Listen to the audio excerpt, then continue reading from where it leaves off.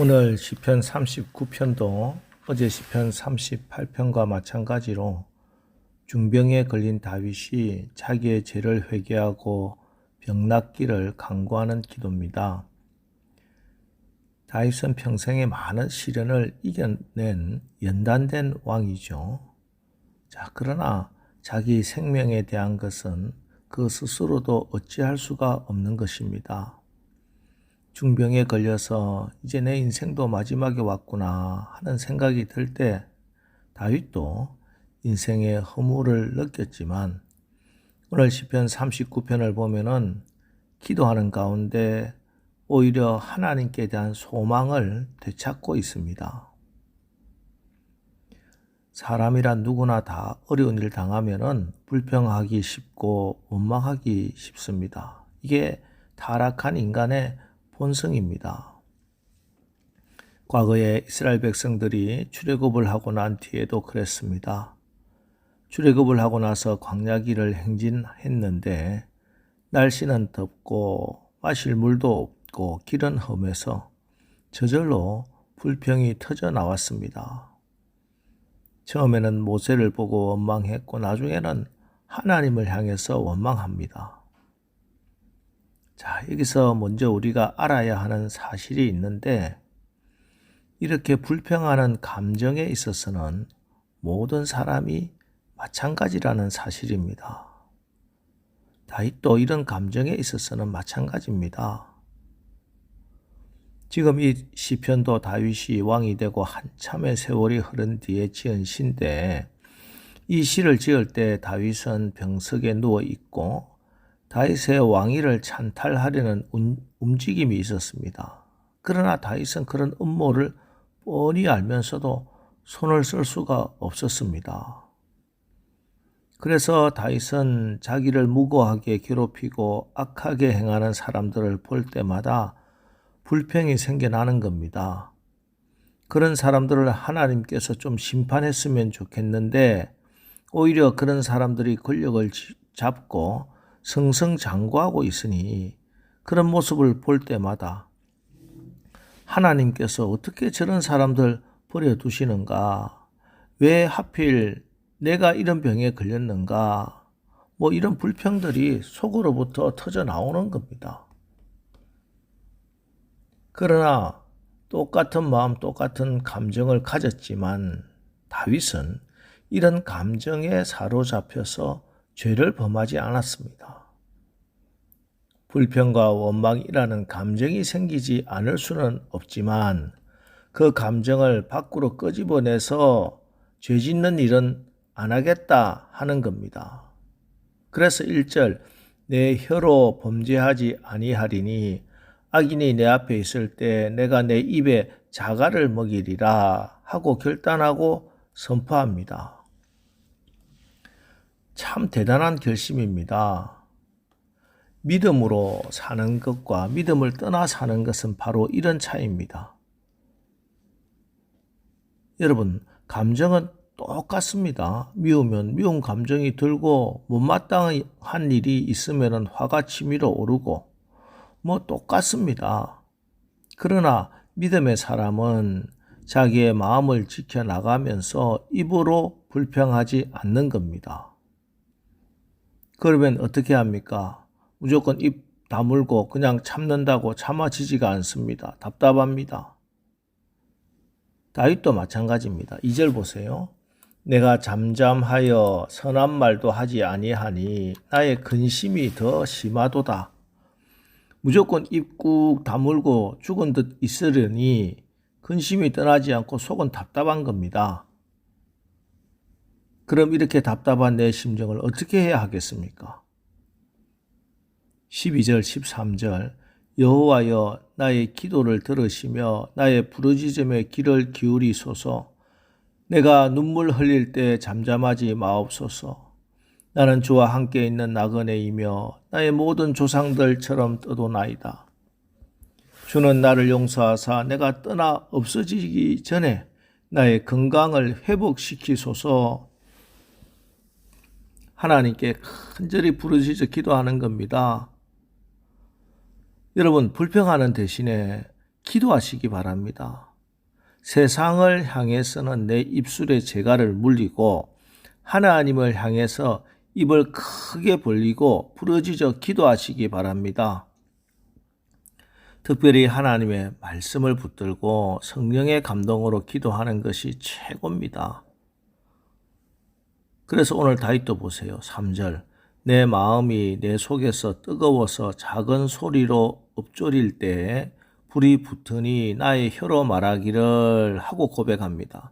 여기 작은 소리로 읊조린다 하는 말은 하나님의 말씀을 외우고 묵상하면서 마음에 새기는 겁니다.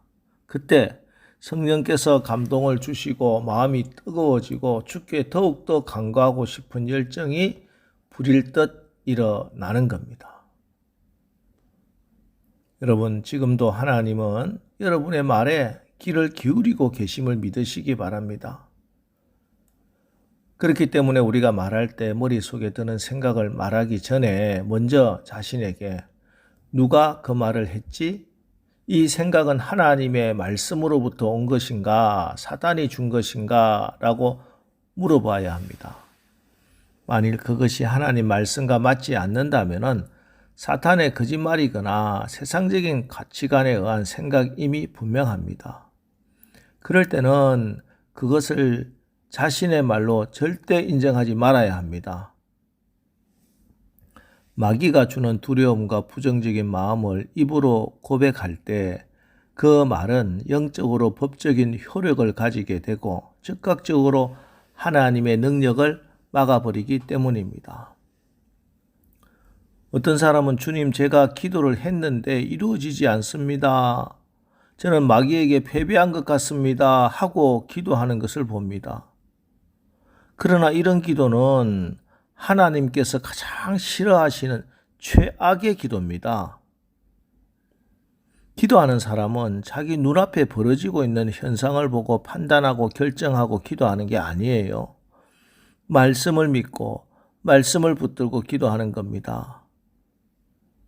응답받는 기도를 하기 위해서는 문제를 바라보고 기도하는 것이 아니라 응답을 바라보고 기도해야 합니다. 보이는 것을 의지하지 말고 말씀을 의지하면서 믿음으로 기도해야 하는 겁니다.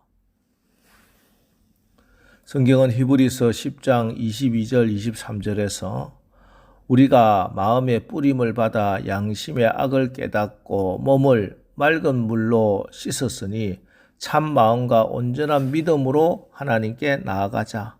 또 약속하신 이는 미쁘시니 우리가 믿는 도리의 소망을 움직이지 말고 굳게 잡아 하고 말씀하고 있습니다. 여기 보세요. 너의 문제를 굳게 잡으라 하고 말씀하지 않습니다. 성경은 분명히 우리가 믿는 도리의 소망을 움직이지 말고 굳게 잡아 하고 말씀하고 있습니다.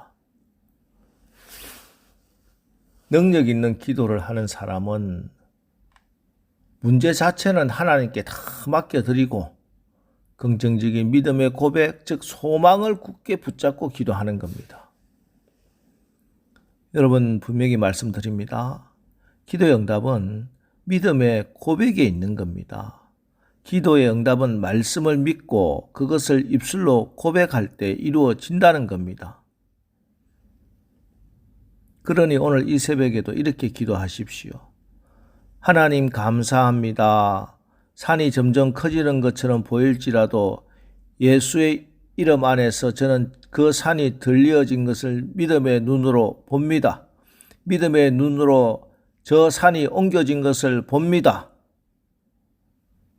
산이 얼마나 커 보이느냐 중요하지 않습니다.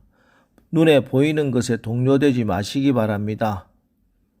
믿음으로만 기도해야 합니다. 그러면은 절대 우리의 기도는 패배하지 않고 무에서 유를 창조하신 하나님의 창조의 능력이 일어나게 되는 겁니다. 여러분, 어떤 사람이 가장 성공한 사람이겠습니까?